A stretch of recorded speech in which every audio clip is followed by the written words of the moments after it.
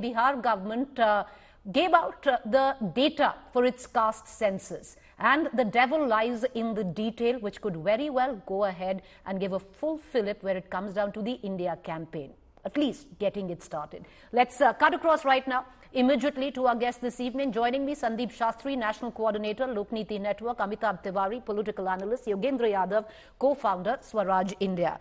Yogendra Yadav, to begin with you, what would you reckon would be the political implications of the data that we see on our television screen, which was, of course, given out by the caste census conducted by the Bihar government?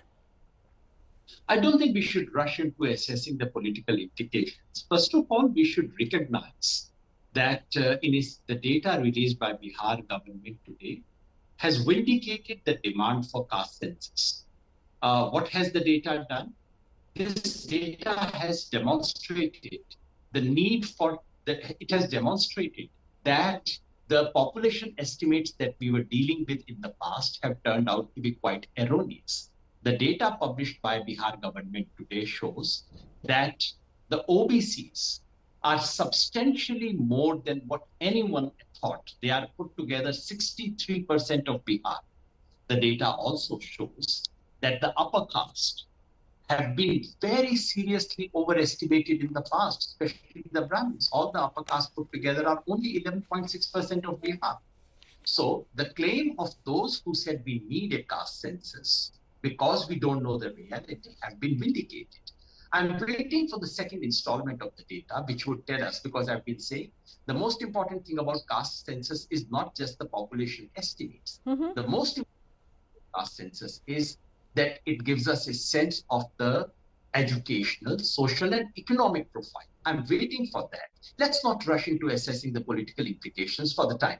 But Mr. Yadav, you know, that is something which the BJP also says, that this data is completely incomplete because it hasn't, or the government right now hasn't released the socio-economic weaker sections. Yeah, that's not called incomplete data.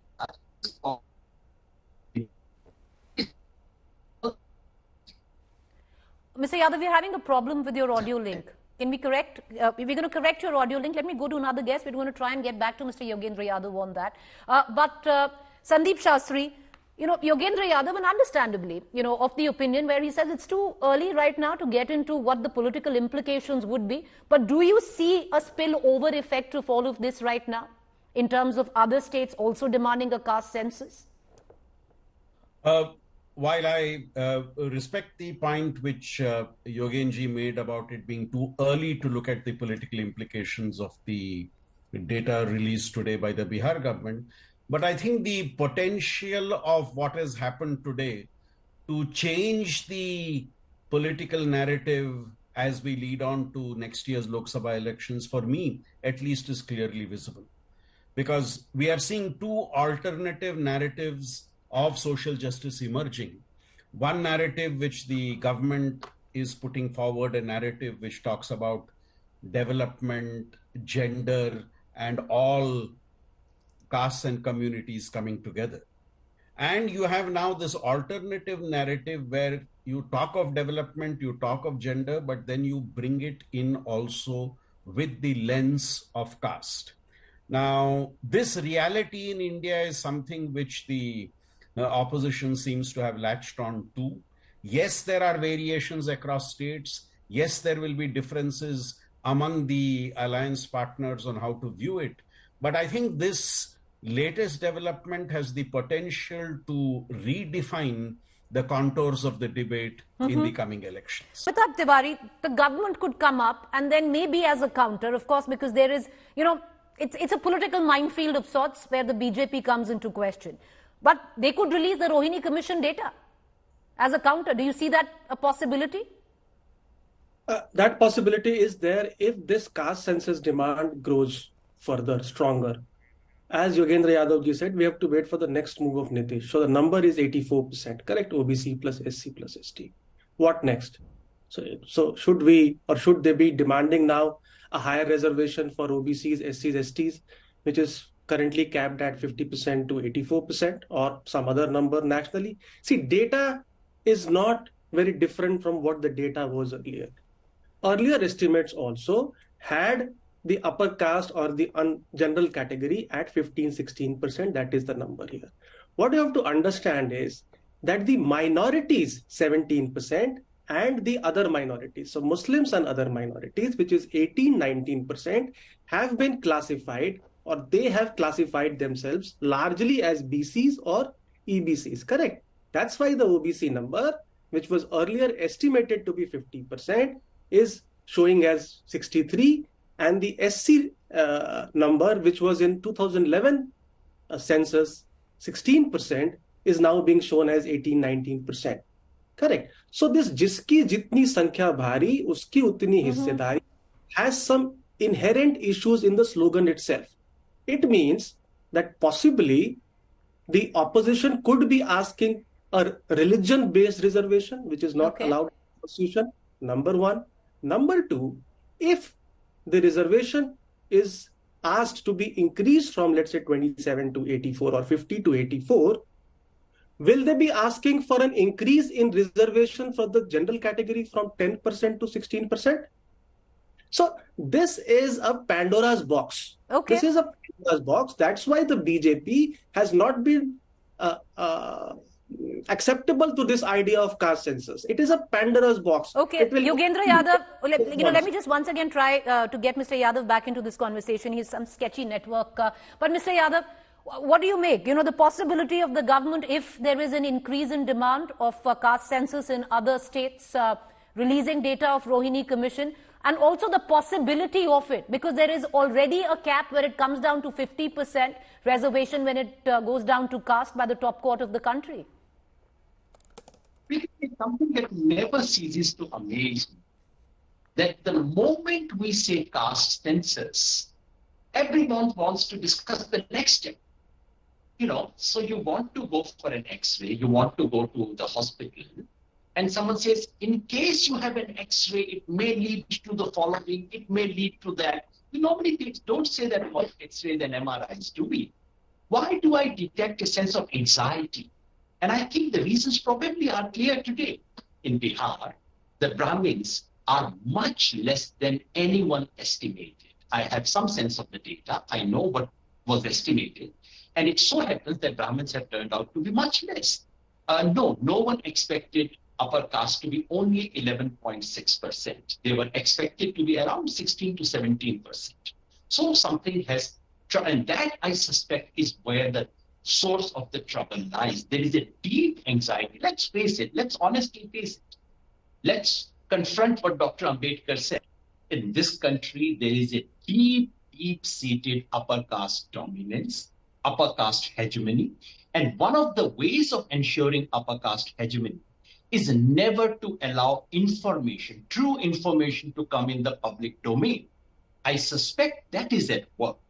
Rohini Commission data, yes, it should be released. What's the problem? Of course it ought to be released. Let all the data come out.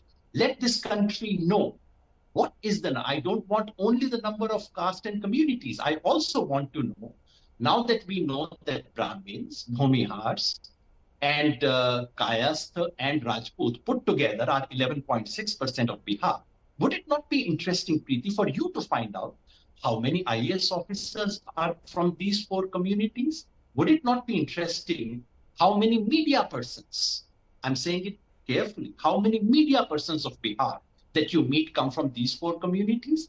How many judges, how many teachers?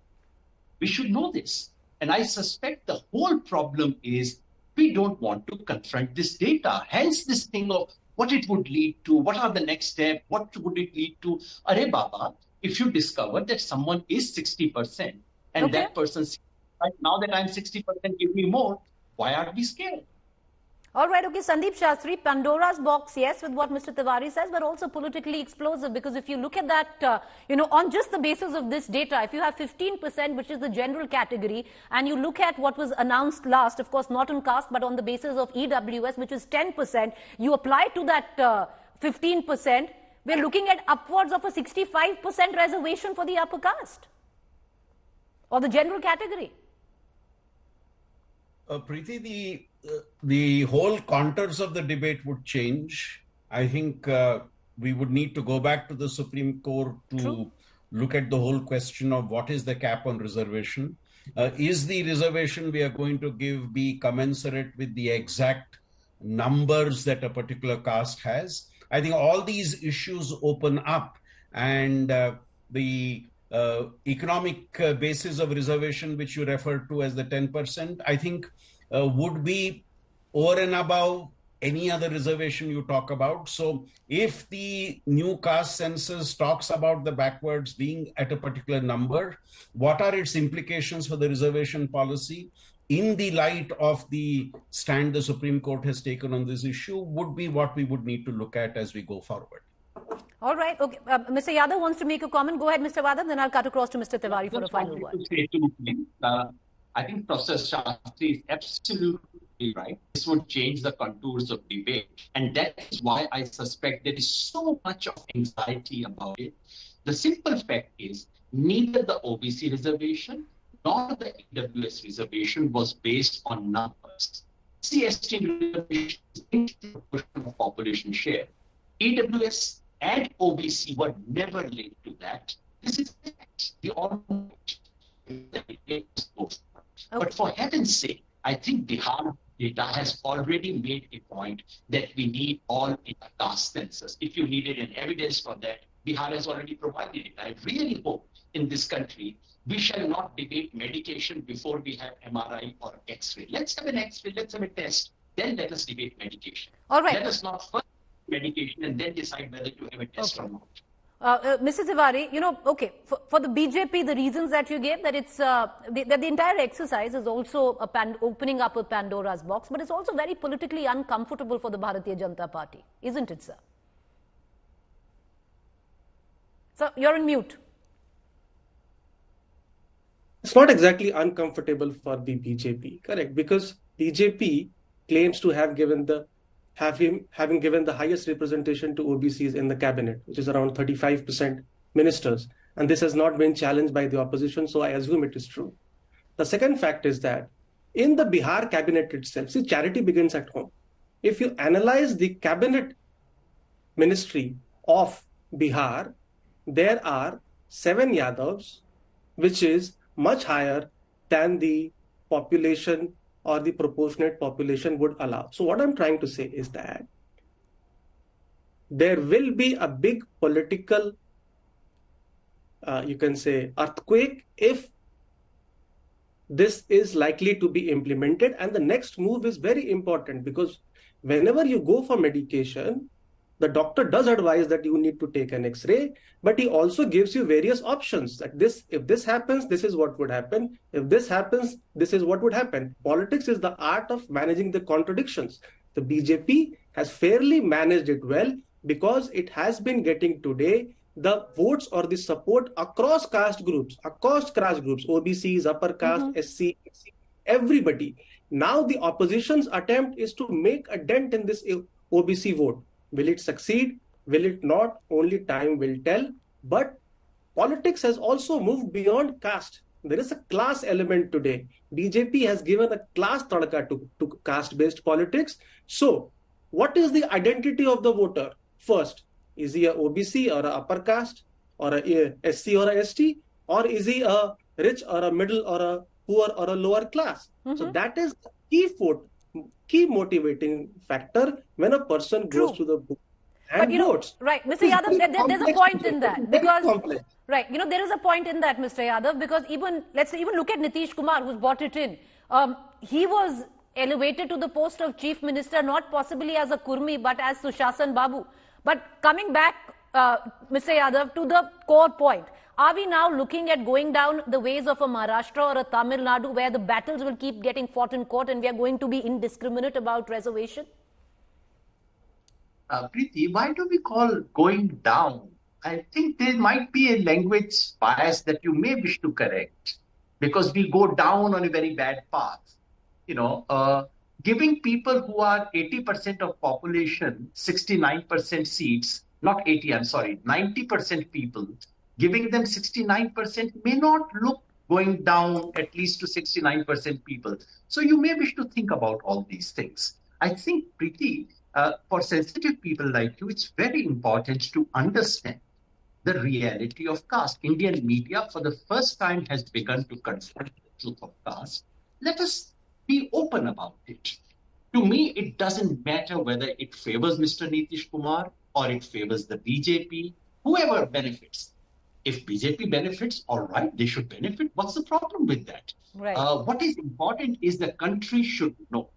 I, as a citizen of India, want to know, first of all, before we do any policy, I want to know what is the proportion of different caste and communities in the population, and what is their share in every powerful position of this country. Is that a crime to ask for it? Why do some people get very anxious? This is Pandora's box. It would happen. Only the very privileged people say that. In South Africa, the white Africans use this language. Oh, this would open Pandora's box. Please don't behave like white. But, Mr. Yadav, I'm coming to the close of this debate, but you said that, sensitive people like I'm a privileged OBC and I don't want reservation. I could, I can say that. A lot of the other OBC... So am I. Right. So am I. We come from acute privilege. And in the utopian world, sir... But that does not mean that you and I do not discuss the country. That's the reason for this debate, Mr. Yadav. Who need it?